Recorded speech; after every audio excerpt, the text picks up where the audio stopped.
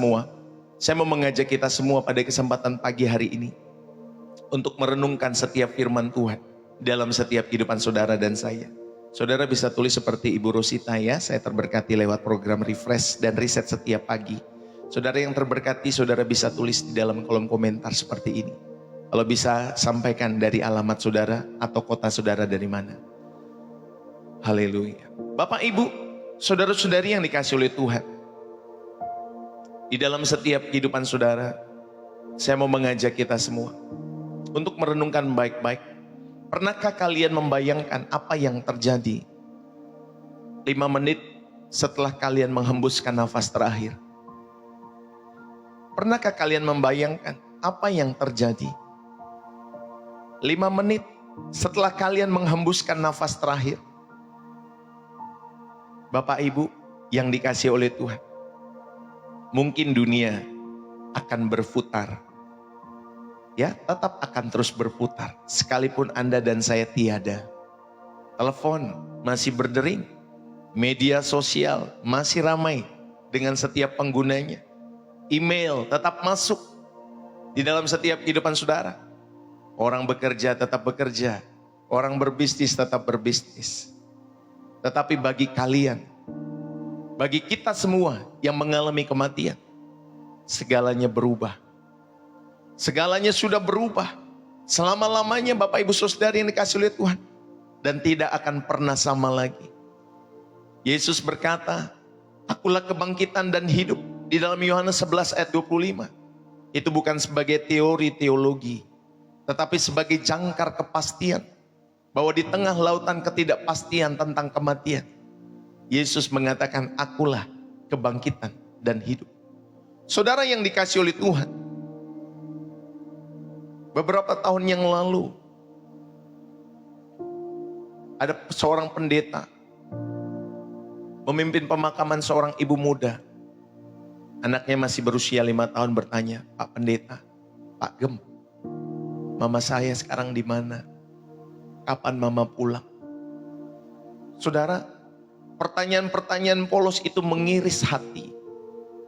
Tetapi juga membawa kita kepada kebenaran terdalam. Kematian bukanlah akhir dari cerita setiap kehidupan. Yesus menjanjikan bahwa bagi yang percaya, kematian hanyalah pintu gerbang menuju hadiratnya yang penuh kemuliaan. Bapak Ibu, bayangkan kalian berdiri di tepi jurang maut. Dan di seberang sana ada 2 destinasi. Yang satu dipenuhi dengan terang, sukacita, dan penyambutan yang penuh dengan kasih. Tetapi yang satunya lagi Bapak Ibu Saudara yang dikasih oleh Tuhan, ada kegelapan di sana. Ada penuh penyesalan di sana.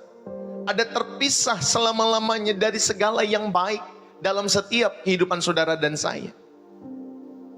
Dan Yohanes 11 ayat 25 mengingatkan kita semua. Itu adalah peringatan sekaligus undangan untuk memastikan tujuan kekalmu di dalam setiap kehidupan saudara dan saya. Bapak, Ibu, saudara-saudari yang dikasih oleh Tuhan, saya mau mengajak kita semua pada kesempatan pagi hari ini. Saudara yang dikasih oleh Tuhan, dunia kita akan berlalu. Demikian juga dengan kehidupan kita akan berlalu. Tetapi di dalam Yohanes 11 ayat 25, akulah kebangkitan dan hidup, dan barang siapa percaya kepadaku, ia akan hidup walaupun ia sudah mati. Saudara yang dikasih oleh Tuhan, kematian adalah realitas yang tidak bisa dihindari oleh manusia. Setiap orang, baik kaya, baik miskin, baik berkuasa atau lemah, suatu hari, saudara siapapun kalian akan menghadapi yang namanya maut. Namun sebagai orang percaya, kita memiliki pengharapan yang pasti melalui Yesus Kristus. Bapak Ibu, di dalam Yohanes pasal yang ke-11, kita melihat perkataan Yesus yang menghibur dan menguatkan. Akulah kebangkitan dan hidup. Hari ini kita akan menggali setiap kebenaran-kebenaran apa yang terjadi setelah kematian berdasarkan firman Tuhan. Apa yang terjadi setelah kematian? Saudara, ingat baik-baik, kematian bukanlah akhir. Ini yang pertama. Kematian bukanlah akhir di dalam setiap kehidupan saudara dan saya. Di dalam 1 Korintus 15 ayat yang ke-20. Ya. 1 Korintus 15 ayat yang ke-20. Tetapi yang benar ialah bahwa Kristus telah dibangkitkan dari antara orang mati sebagai yang sulung dari antara orang-orang yang telah meninggal. Bapak Ibu, kematian bukanlah akhir.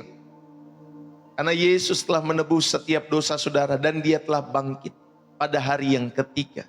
Dan saudara kita diingatkan, yang benar ialah bahwa Kristus telah dibangkitkan sebagai yang sulung dari yang telah meninggal. Saudara yang dikasihi oleh Tuhan, ini yang pertama. Apa yang terjadi setelah kematian berdasarkan firman Tuhan? Kematian bukanlah akhir. Yang kedua, orang percaya masih hidup. Ingat baik-baik. Orang percaya masih hidup di dalam persekutuan dengan Tuhan. Ya, nanti kita belajar. Yang ketiga, Bapak Ibu Saudari, ada pengharapan kebangkitan tubuh dan kehidupan kekal bagi saudara dan saya yang percaya di dalam Yesus Kristus. Saudara, yang pertama kita renungkan di dalam setiap kehidupan kita semua, kematian bukanlah akhir, karena melalui kebangkitan Yesus Kristus, dia berkata, akulah kebangkitan dan hidup. Ini adalah deklarasi ilahi, bahwa kuasa maut telah dikalahkan. Bapak Ibu, saudara-saudari, di dalam kisah Lazarus yang sudah meninggal, di dalam Yohanes pasal yang ke-11, Yesus tidak hanya menghibur Marta dan Maria, tetapi ia membangkitkan Lazarus sebagai tanda bahwa ia berkuasa atas kematian. Dia berkuasa atas kematian orang-orang yang mati, bahkan atas kematian yang dia juga pernah alami dalam setiap kehidupannya. Bapak Ibu, Kristus adalah buah sulung kebangkitan. Kematiannya di kayu salib dan kebangkitannya menjadi jaminan bagi saudara dan saya bahwa kematian bukanlah akhir. Yang setuju katakan amin. Kematian bukanlah akhir, Bapak Ibu Saudari. Di dalam Adam semua mati karena dosa yang dia lakukan. Tetapi di dalam Kristus semua akan dihidupkan karena apa yang telah Tuhan Yesus lakukan, pengorbanannya di kayu salib dan penebusan dosa itu sekali untuk selama-lamanya. Bapak Ibu, dosa Adam itu menggeret setiap manusia. Di dalam setiap kehidupan Adam, itu menggeret kehidupan manusia. Bahwa manusia semua berdosa. Karena satu orang berdosa, maka semua manusia berdosa. Karena apa yang Adam lakukan. Demikian juga dengan kematian dan kebangkitan Kristus. Saudara, oleh karena satu manusia yang kita percaya di dalam Yesus Kristus, semua akan dihidupkan. Saudara, artinya kematian rohani akibat dosa telah dipulihkan melalui Yesus Kristus. Dan kita tidak perlu takut menghadapi kematian, karena Yesus telah mengalahkan kematian. Dan hidup kita yang sekarang adalah persiapan menuju kekekalan. Katakan persiapan, Pak Bu. Saudara, hidup saudara dan saya hari-hari ini adalah persiapan menuju kekekalan bersama dengan Tuhan. Ini yang pertama kita mau renungkan di dalam setiap kehidupan kita semua. Saudara, kematian bukan akhir. Kebangkitan Yesus itu sebagai jaminan bagi saudara dan saya. Di dalam Yohanes pasal 11 ayat 25, saudara, ketika dikatakan kebangkitan, dalam bahasa Yunaninya adalah anastasis, dan juga ada hidup, zoe. Ini merujuk kepada kehidupan kekal, bukan sekedar hidup biologis di dalam kehidupanmu. Bapak Ibu, saudara-saudari yang dikasihi oleh Tuhan, ada kehidupan kekal setelah kematian. Bahkan di dalam 1 Korintus 15 ayat 20 menegaskan bahwa Kristus adalah buah sulung, aparche. Ya, buah sulung, aparche dalam bahasa Yunaninya. Istilah ini dipakai dalam perjanjian lama untuk persembahan pertama yang menjamin seluruh panen. Bapak Ibu, kebangkitannya adalah jaminan kebangkitan buat setiap kehidupan orang-orang percaya kepada Tuhan. Bapak, Ibu, saudara-saudari yang dikasih oleh Tuhan, sama di dalam setiap pengertian dari buah sulung itu, yaitu persembahan pertama yang menjamin seluruh panen. Demikianlah dengan kebangkitan Yesus, dialah yang sulung, saudara, yang menjamin setiap kebangkitan orang-orang percaya setelah kematian. Saudara, kematian fisik bukanlah akhir dari eksistensi kehidupan manusia. Saudara, kematian fisik bukanlah akhir eksistensi kehidupanmu dan kehidupanku, melainkan ada perubahan status di sana. Bapak, Ibu, kebangkitan Kristus itu membatalkan kutuk dosa, ya, mengalahkan setiap kutuk dosa.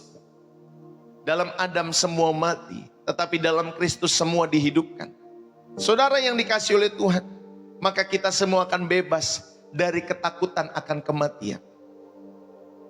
Saudara, misalkan saudara, mungkin ada orang-orang tertentu yang mengalami, ya, tubuh fisik yang kurang baik, mengalami sakit-sakit tertentu dalam setiap kehidupan mereka, yang dokter juga sudah angkat tangan.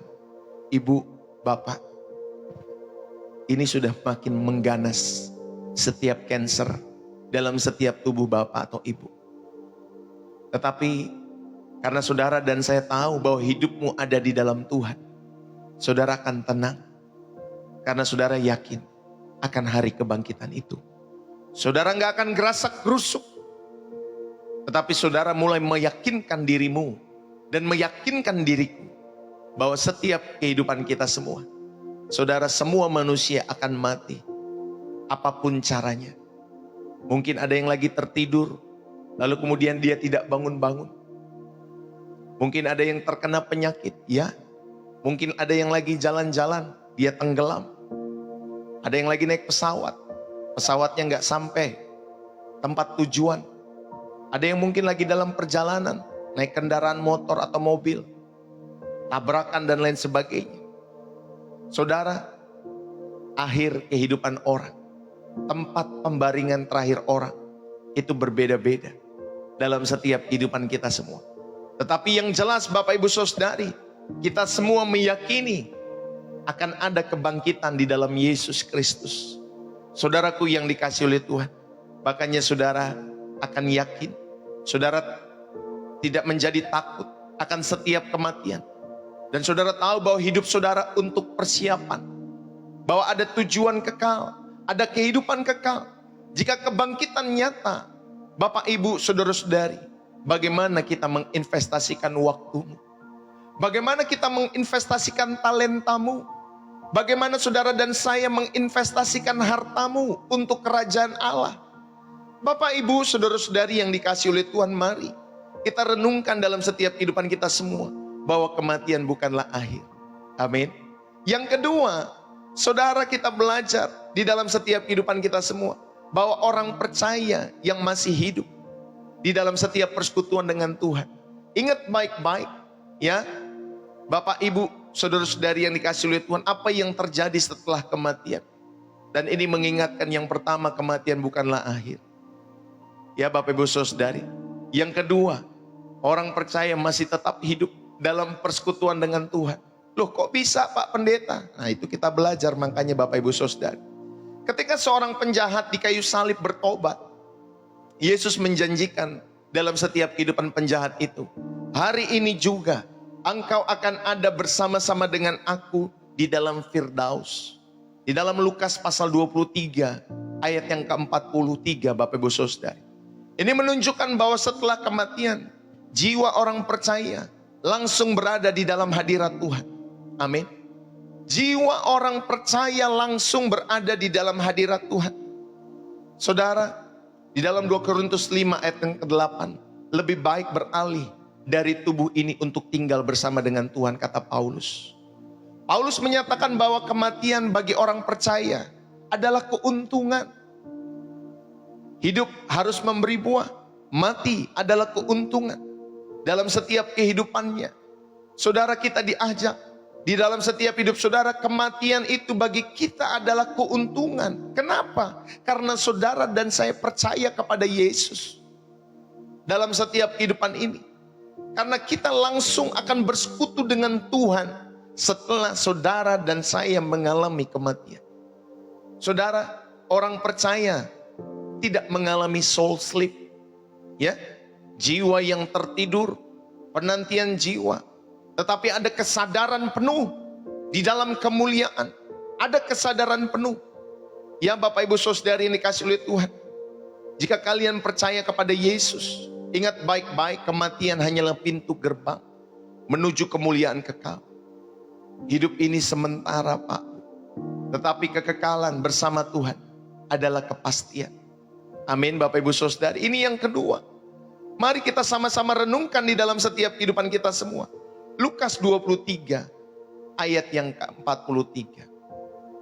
Kita buka Alkitab kita ya, supaya kita memahami base dari apa yang saya sampaikan pada kesempatan pagi hari ini. Lukas 23, kata Yesus kepadanya, "Aku berkata kepadamu sesungguhnya hari ini juga engkau akan ada bersama-sama dengan aku di dalam Firdaus."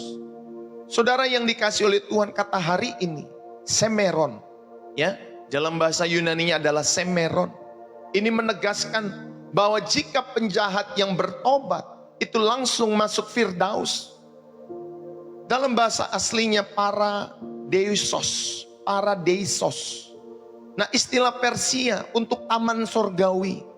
Saudara, ini menghancurkan teori ya soul sleep atau jiwa yang tertidur. Ketika orang mengalami mati maka jiwanya tertidur. Tidak tertidur Pak. Ya, tidak tertidur. Sama seperti penjahat ini yang bertobat. Ya, ketika dia bertobat dia langsung masuk ke Firdaus. Di dalam 2 Korintus 5 ayat yang ke-8. Ini harus dibuka Pak Bu sehingga kita bisa memahami. Ya, 2 Korintus 5 ayat yang ke-8. Apa yang Alkitab katakan? Tetapi hati kami tabah dan terlebih suka kami beralih dari tubuh ini. Ya, untuk menetap pada Tuhan. Saudara yang dikasih oleh Tuhan, ada perpisahan tubuh di sana. Terlebih suka kami beralih dari tubuh ini untuk menetap pada Tuhan.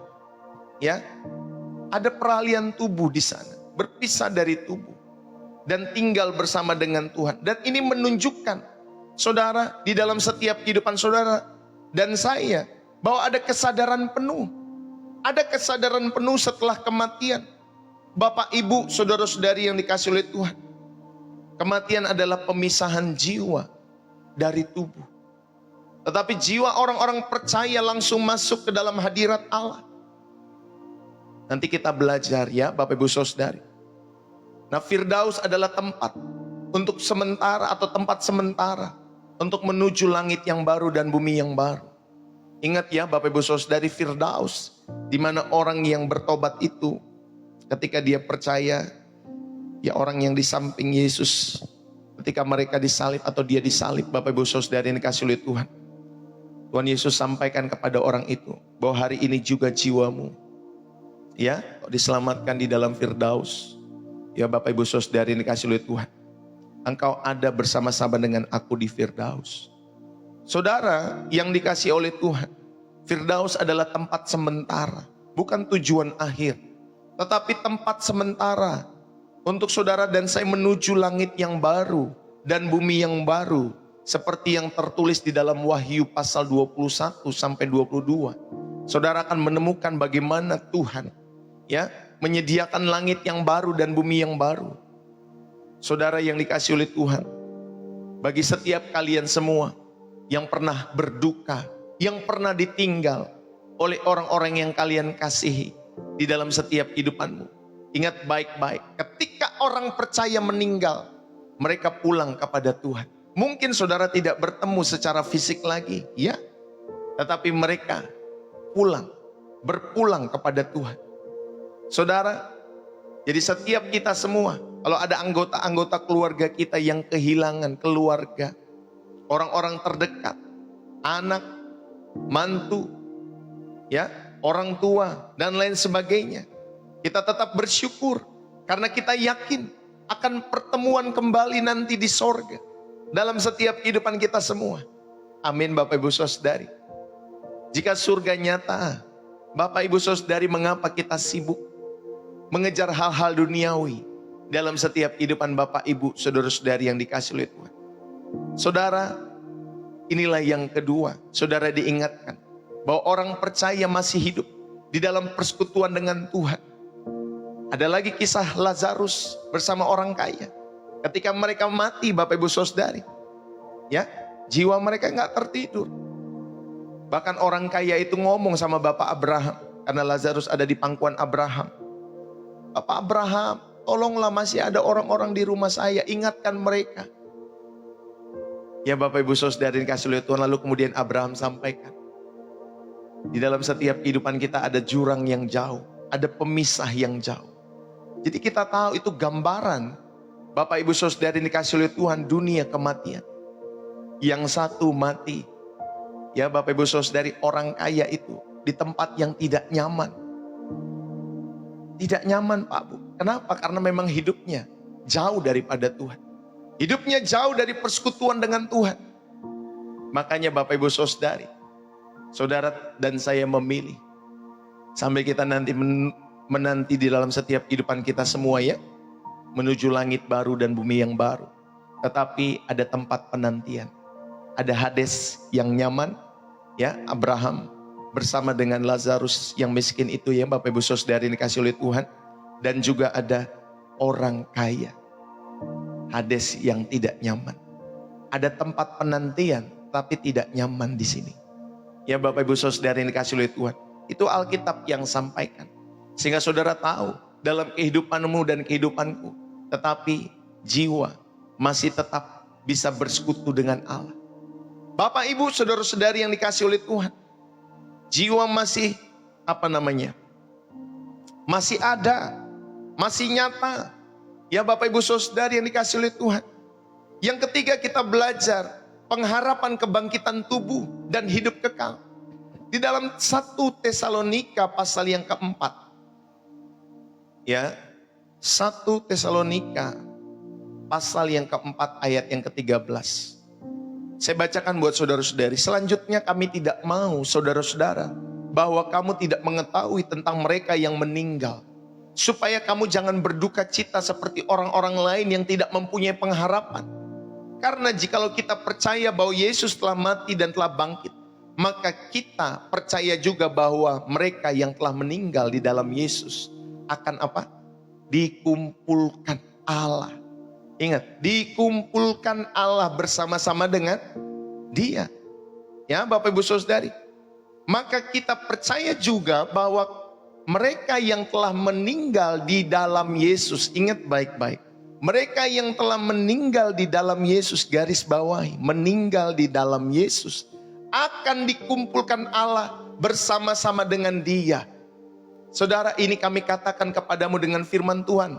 Kita yang hidup, yang masih tinggal sampai kedatangan Tuhan, sekali-kali tidak akan mendahului mereka yang telah meninggal.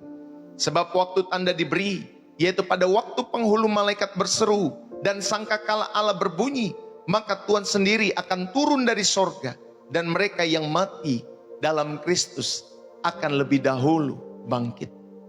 Ya Bapak Ibu saudari, sesudah itu kita yang hidup, yang masih tinggal akan diangkat bersama-sama dengan mereka dalam awan, menyongsong Tuhan di angkasa.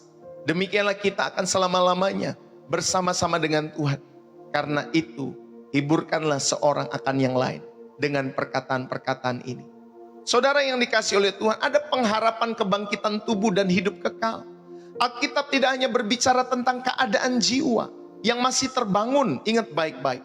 Alkitab tidak hanya berbicara tentang keadaan jiwa yang masih terbangun setelah kematian, tetapi juga tentang kebangkitan tubuh. Kebangkitan tubuh pada kedatangan Kristus yang kedua kali. Saudara, Ia akan menghidupkan juga tubuhmu yang fana oleh Roh-Nya. Tubuh kita yang rapuh ini akan diubah di dalam setiap kehidupan saudara dan saya menjadi tubuh kemuliaan. Bapak, Ibu, saudara-saudari yang dikasih oleh Tuhan, tidak akan ada lagi perkabungan, tidak akan ada lagi ratap tangis, tidak ada lagi duka cita. Tetapi di sorga, penderitaan dan maut sudah tiada. Bapak, Ibu, saudara-saudari yang dikasih oleh Tuhan, kita berduka boleh enggak? Boleh-boleh saja. Karena kita tidak akan bertemu dengan orang-orang itu lagi. yang meninggal. Boleh saja. Tetapi jangan sampai duka itu akhirnya menghancurkan setiap nilai-nilai kehidupanmu. Karena engkau terlalu pedih, karena engkau terlalu sakit. Karena ada orang-orang tertentu ketika ditinggalkan, Bapak Ibu Saudari, akhirnya hidupnya juga menderita. Karena dia merasa seolah-olah dia sendiri dan lain sebagainya. Saudara, kita berduka, tetapi tidak seperti yang dunia, ya, yang tanpa pengharapan. Kita menantikan hari ketika Tuhan menyempurnakan segala sesuatu dalam kehidupan Bapak Ibu Saudara-saudari yang dikasih oleh Tuhan.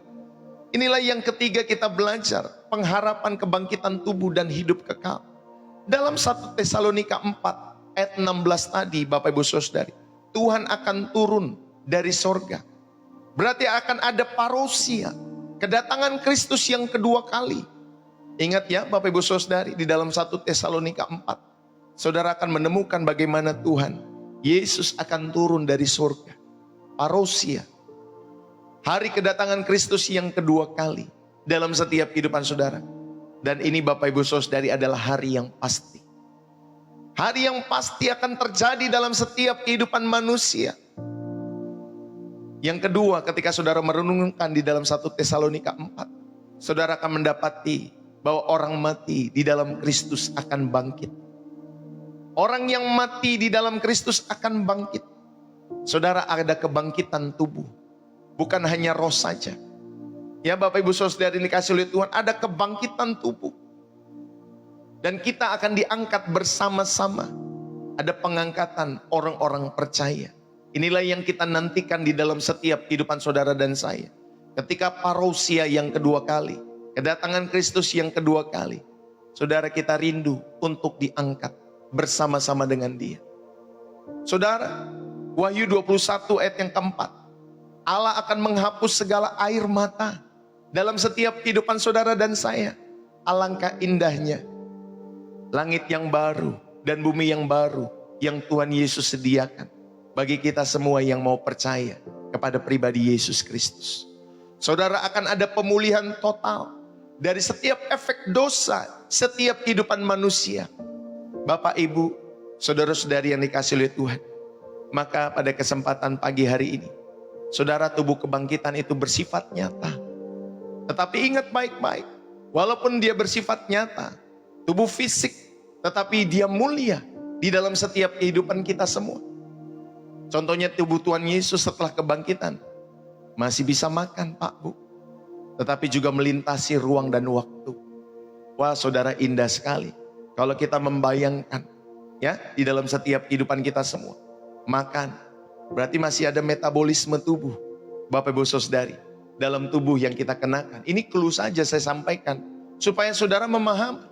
Saudara, ketika kita maaf, suami istri melakukan hubungan intim sebagai suami dan istri, ada kenikmatan-kenikmatan tertentu di dalam setiap kehidupannya. Ketika kita makan, ada kenikmatan tertentu di dalam setiap kehidupan kita semua. Ada kenikmatan-kenikmatan tertentu, ingat baik-baik. Dan seks ketika dilakukan di dalam hubungan suami istri di dalam takut akan Tuhan, itu menjadi kudus Pak Bu. Ya karena memang Tuhan yang merancang hal itu di dalam setiap kehidupan saudara dan saya. Masih bisa makan minum, ada metabolisme tubuh. Saudara tahu bahwa tubuh manusia ini luar biasa diciptakan. Bahkan ketika saudara dan saya beristirahat, sel-sel itu Bapak Ibu Saudari mengganti setiap sel-sel yang rusak. Ada sel-sel yang baru ya tumbuh ya di dalam setiap kehidupanmu dan mengganti sel-sel yang rusak. Alangkah indahnya dunia itu, apalagi ketika Tuhan Yesus yang memerintah. Saudara, gak akan ada menemukan orang-orang yang korupsi. Gak akan ada orang-orang saudara temukan ya orang-orang jahat dan lain sebagainya. Tetapi dengan tubuh itu pun Bapak Ibu Saudari, kita juga bisa melintasi ruang dan waktu. Saudara, jadi kita ingat bahwa penderitaan sekarang ini bersifat sementara. Saudara yang dikasih oleh Tuhan, jangan saudara dan saya ya terlalu memikirkan setiap perkara-perkara duniawi, sehingga saudara tidak menatap ya kedatangan Tuhan yang kedua kali. Itulah yang kita nantikan dalam setiap kehidupan kita semua. Saudara, hiduplah di dalam kekudusan. Jika tubuh ini akan dibangkitkan, dengar baik-baik. Saudara, rawatlah tubuhmu, rawatlah hati, pikiran, dan jiwamu untuk memuliakan Tuhan sekarang. Amin Bapak Ibu Saudari. Saudara, tolaklah gaya hidup yang merusak tubuh. Seperti narkoba, ya, pornografi. Tolak Bapak Ibu Saudari. Jangan di dalam setiap kehidupan saudara. Tolaklah gaya hidup yang merusak tubuhmu. Jagalah, rawatlah hidupmu di dalam kekudusan. Ya Bapak Ibu Saudari yang dikasih oleh Tuhan. Ada orang yang mungkin dia punya perlombaan di dalam setiap pikirannya, bahwa dia harus menyetubuhi berapa ribu wanita selama dia hidup. Wah, ini rusak pikirannya Pak. Atau sebaliknya, wanita-wanita, wah, saya punya target untuk menikah 5 kali. Seperti perempuan berdosa itu di sumur itu Bapak Ibu Saudari. Dia kan menikah 5 kali Bapak Ibu Saudari, punya suami di dalam setiap kehidupannya. Ya, bukan di poligami. Kalau dia Bapak Ibu Saudari, dia yang sebaliknya.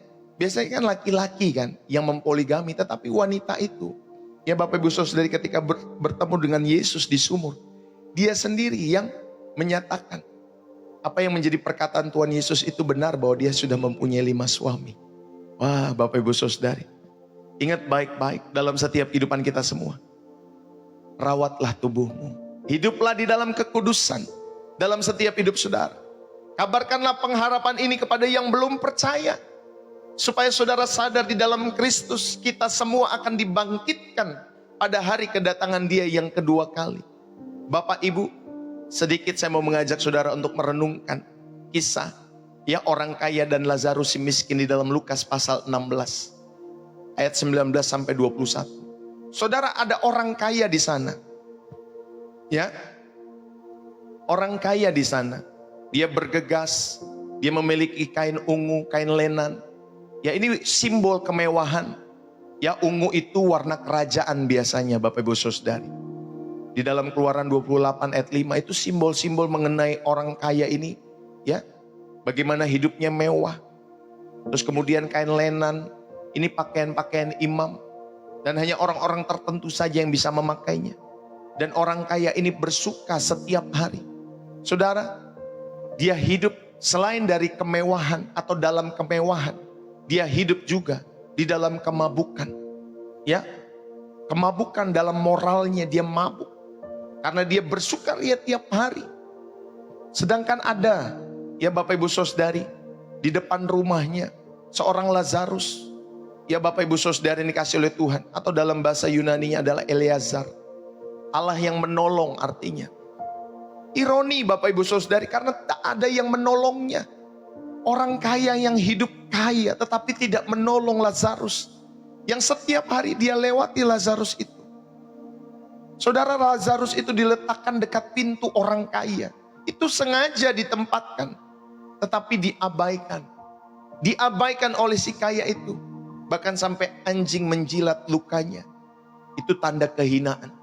Saudara, benar-benar Lazarus ini dihadirkan di dalam setiap kehidupan orang kaya sebenarnya untuk menyelamatkan si kaya ini. Tetapi si kaya ini justru abai. Saudara, ingat baik-baik dari kisah orang kaya ya dan Lazarus si miskin.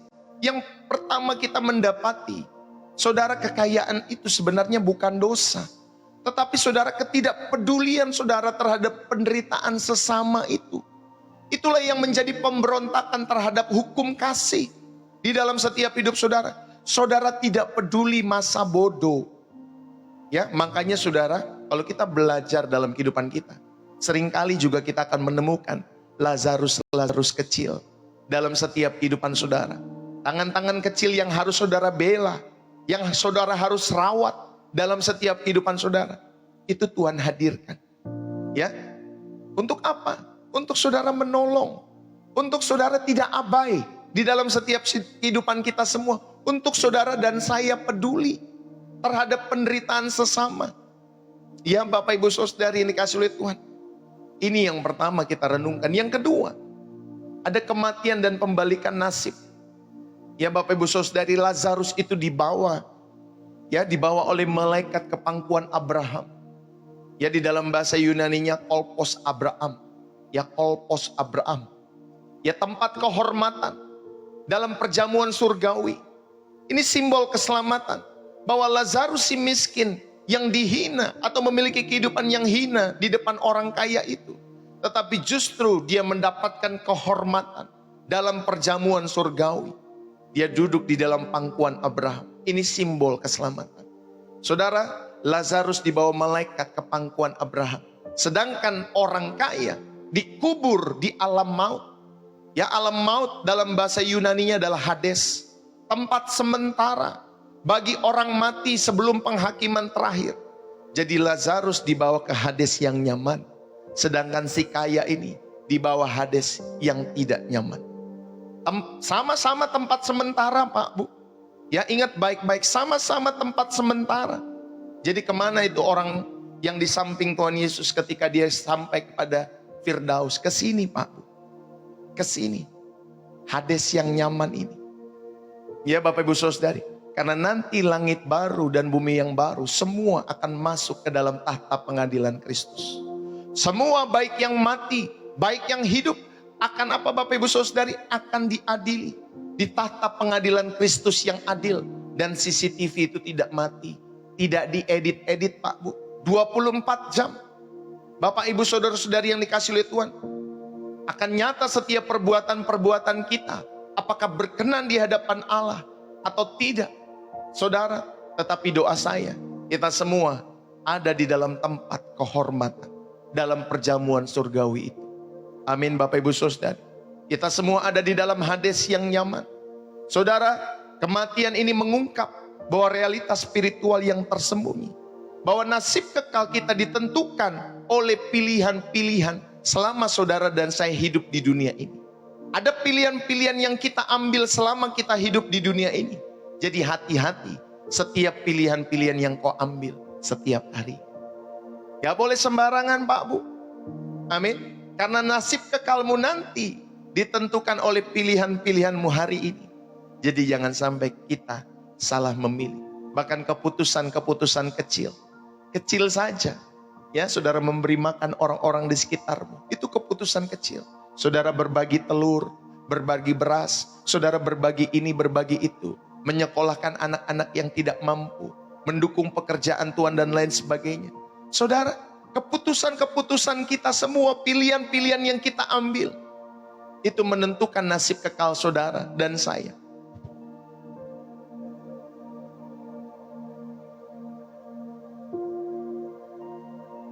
Maka jangan pernah sia-siakan.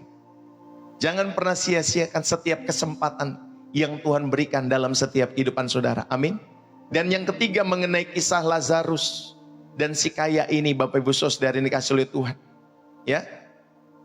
Jadi kedua kita belajar kematian dan pembalikan nasib mereka dalam setiap kehidupan mereka, Bapak Ibu Saudari. Tetapi ingat baik-baik, ada percakapan. Ada percakapan di dalam dunia itu. Ya, Bapak Ibu Saudari. Bagaimana orang kaya di dalam Lukas pasal 16 ayat 24 sampai 31 dia katakan. Ini garis besar saja ya Bapak Ibu Saudari.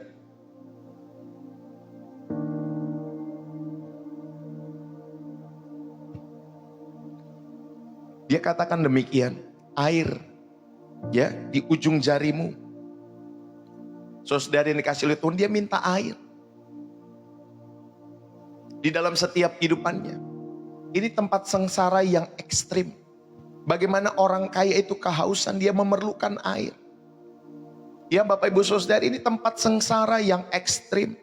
Tetapi tetap masih arogan Bapak Ibu Saudari. Ya, masih memerintah Lazarus untuk dibawa air kepada dia.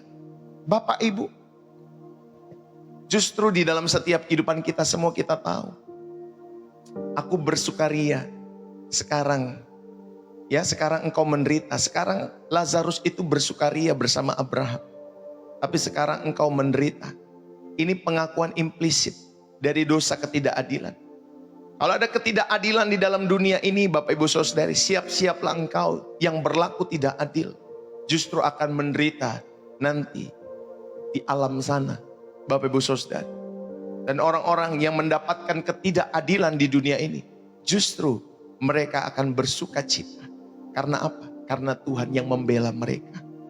Bapak Ibu, ada percakapan antara orang kaya dan Lazarus, bahkan kepada Abraham. Dan Abraham menyampaikan demikian, engkau telah menerima bagianmu, ya, di dalam setiap kehidupanmu. Ketika engkau hidup di dunia, yang kau sudah menerima, yang kau dapati di dunia itu. Tetapi Lazarus ini sudah mendapatkan keadilan ilahi. Saudara yang dikasihi oleh Tuhan, di situ juga kita mendapati tanggapan Abraham, ada kesempatan yang bertobat itu sudah habis. Tidak ada lagi purgatori sebenarnya. Ya, tidak ada lagi reinkarnasi. Kalau kita mau belajar Alkitab, Bapak Ibu Saudara yang dikasihi oleh Tuhan, kesempatan itu habis untuk bertobat. Jadi selama saudara hidup, bertobatlah. Selama saudara masih hidup, bertobatlah. Ya Bapak Ibu Saudari, di sana tidak ada lagi tempat penyucian dosa. Ya, tidak ada lagi purgatori atau reinkarnasi dalam setiap kehidupan kita semua sebagai orang-orang percaya kepada Kristus. Ingat, selama kita hidup sekali saja, gak berulang-ulang Pak Bu. Lalu kemudian saudari, tanggapan Abraham, mereka pun tidak akan mau percaya. Dikatakan demikian, karena orang kaya itu menyampaikan, Bapak Abraham, tolonglah, di rumahku masih banyak orang-orang. Sampaikan kepada mereka supaya mereka juga bertobat. Saudara, Abraham sampaikan, mereka semua memiliki kesaksian, ya, para nabi. Ada Taurat di dalam setiap hidup mereka, ada kitab, ya. Kalau mereka tidak mau diingatkan oleh orang-orang yang hidup, sama saja sama orang-orang yang mati pun mereka tidak mau diingatkan. Saudara, mujizat tidak cukup tanpa hati yang lembut. Ya makanya Bapak Ibu Saudara yang dikasihi oleh Tuhan, selama masih ada kesempatan kita hidup, mari kita bertobat. Mari kita dengan rendah hati di dalam setiap kehidupan. Jangan sampai kesempatan itu habis. Saudara pikir nanti, oh nanti saja bertobatnya setelah mati. Nggak bisa lagi. Nggak bisa lagi saudara menebus itu semua. No. Justru selama kita masih hidup. Dan ingat baik-baik, saudara, ada percakapan di sana antara si kaya dan si miskin. Orang kaya dan Lazarus yang miskin itu. Berarti ada kesadaran di sana. Ada jiwa yang tetap tersadar. Ya, di Hades itu Bapak Ibu Saudara yang dikasihi oleh Tuhan. Jadi tidak tertidur. Jiwamu tetap tersadar. Hanya tidak ada tubuh. Ya, Bapak Ibu Saudara yang dikasihi oleh Tuhan. Engkau dan saya menantikan kedatangan Tuhan yang kedua kali untuk mengadili kita semua. Ya Bapak Ibu Saudari, sebelum nanti api kekal. Saudara yang hidup, saudara yang telah, ya Bapak Ibu Saudari yang dikasihi oleh Tuhan, sudah diwisuda oleh Tuhan di pengadilan terakhir, saudara akan masuk surga yang kekal. Itulah surga yang sesungguhnya bagi setiap orang-orang percaya kepada Kristus. Langit yang baru, bumi yang baru. Di mana Abraham itu melambai-lambai kepada negeri itu. Negeri yang dirindukan oleh Abraham. Negeri yang dirindukan karena disitulah negeri yang dibangun. Yang didasarkan kepada Allah sendiri. Dialah yang membangun negeri itu. Buat setiap saudara dan saya yang percaya. Amin Bapak Ibu Saudari. Tetapi kerinduan kita sebagai orang percaya. Tentunya di negeri yang baru itu. Kita rindu untuk bersekutu dengan Allah. Dalam keabadian kita semua. Amin Bapak Ibu Saudari yang dikasihi oleh Tuhan. Mari. Ini yang kita belajar. Ya, di dalam setiap kehidupanmu. Bahwa setelah kita mati, tetap jiwa akan tersadar. Ya, melalui kisah orang kaya dan si miskin ini. Ya Bapak Ibu Saudara yang dikasihi oleh Tuhan. Jadi dengar baik-baik. Ya, supaya hidup saudara dan saya jangan pernah menyia-nyiakan kehidupanmu yang sudah diberikan oleh Tuhan. Ingat baik-baik Bapak Ibu, suatu hari nanti kita semua akan mati. Tetapi kematian bukanlah akhir. Kematian itu hanyalah gerbang. Sebab di seberang sana nanti Bapak Ibu Saudari ada dua destinasi. Satu di pangkuan Abraham. Satu di dalam siksaan. Dan Yesus tidak menceritakan kisah Lazarus dan orang kaya hanya untuk menakut-nakuti kita. Tetapi justru untuk membangunkan setiap kehidupan iman saudara dan saya. Dan hari ini, pagi hari ini Bapak Ibu Saudari, dia mengetuk hatimu. Dan dia berkata, akulah jalan dan kebenaran dan hidup. Tak ada seorang pun datang kepada Bapa kecuali melalui aku, kata Tuhan Yesus. Jadi tidak Jangan sampai saudara buat jalan-jalan sendiri ya. Bapak Ibu Saudara ini dikasih oleh Tuhan, kalau dia sampaikan akulah jalan, tidak ada jalan lain. Akulah kebenaran, tidak ada kebenaran yang lain. Akulah kehidupan, tidak ada kehidupan yang lain. Hanya only lewat Jesus. Jangan kau buat-buat sendiri. Oh bisa kok lewat yang lain. Oh bisa kok selain yang ini nih. Selain Yesus masih bisa yang lain. Tidak ada yang lain Pak. Itulah yang kita yakini dalam setiap kehidupan iman kita semua. Ada orang-orang tertentu lagi menyampaikan, tuh Yesus aja menyampaikan akulah jalan. Dia hanya jalan. Ya, dia bukan tujuan. Pikiranmu itu sempit sekali berpikirnya demikian. Kalau dia sudah sampaikan akulah jalan, ya kau jangan buat jalan. Kau jangan buat jalan sendiri. Ya Bapak Ibu Saudari, ingat baik-baik kekristenan hadir di abad-abad pertama. Ya, kita belajar dari kakak kita, ya orang-orang Yahudi di dalam setiap kehidupan kita semua. Dan kita harus akui, Alkitab kita ini Bapak Ibu Saudari, khususnya perjanjian lama itu copy paste dari agama Yahudi. Bapak Ibu Saudari ini dikasih oleh Tuhan, kita harus akui orang Kristen itu. Ya Bapak Ibu Saudari ini dikasih oleh Tuhan. Kalau ada yang tidak mengakui, dari mana kitab itu Pak Bu? Karena kitab kita sama kayak orang Yahudi, khususnya perjanjian lama. Ya Bapak Ibu Saudara ini dikasih oleh Tuhan. Jadi ayo saudara, ketika Tuhan Yesus sampaikan, akulah jalan dan kebenaran dan hidup, tidak ada seorang pun datang kepada Bapa kalau tidak melalui aku. Jika kau mendengar suaranya, jangan keraskan hatimu. Serahkanlah hidupmu sekarang. Karena besok Bapak Ibu Saudara bisa jadi terlambat. Tidak akan lagi ada lagi waktu besok untuk saudara dan saya hidup. Lihatlah sekarang waktu perkenanan itu. Sekarang hari ini Bapak Ibu Saudari, penyelamatan kita di dalam Kristus Yesus. Maka jangan tunda-tunda untuk percaya kepada Yesus Kristus di dalam setiap kehidupan saudara. Dan jangan tunda-tunda di dalam setiap kehidupanmu untuk hidup bagi Yesus. Bagi yang telah percaya, hiduplah bagi Yesus. Karena Bapak Ibu Saudari, ya, di dalam setiap kehidupan kita semua, bukan nanti berapa banyak orang yang mengantar saudara ke kuburan, itu nggak penting Pak Bu. Pasti kita akan dikubur, ya, pasti kita akan dikubur. Sama siapapun itu mereka, pasti kita akan dikubur. Ingat baik-baik. Tetapi ingat baik-baik ya Bapak Ibu Saudari, siapa nanti yang menjemput saudara di balik kubur, itu yang paling penting. Dan doa saya adalah Yesus Kristus Tuhan kita dan malaikat-malaikatnya yang menjemput saudara dan saya. Kenapa dia menjemput kita? Karena dia berbahagia.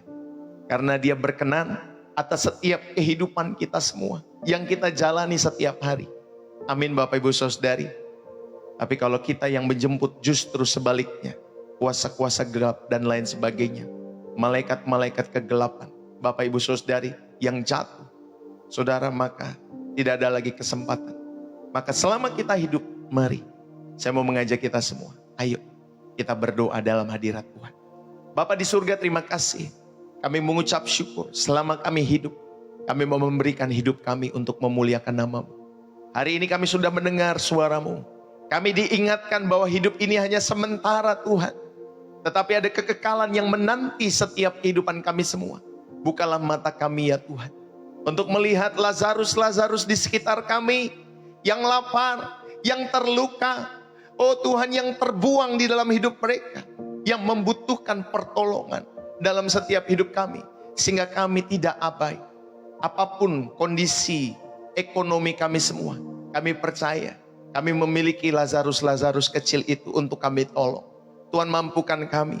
Ubahlah hati kami yang egois ini Tuhan menjadi hati yang penuh dengan belas kasihan, seperti hati-Mu ya Tuhan Yesus.